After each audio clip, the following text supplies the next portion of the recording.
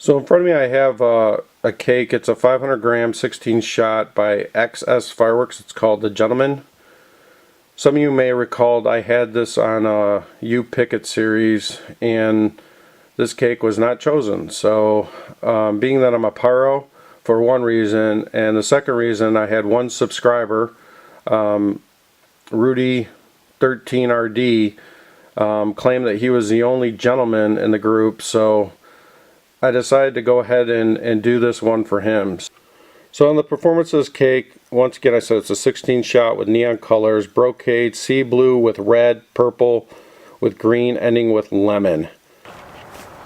Next up we have The Gentleman by XS Fireworks. It's a 500 gram 16 shot.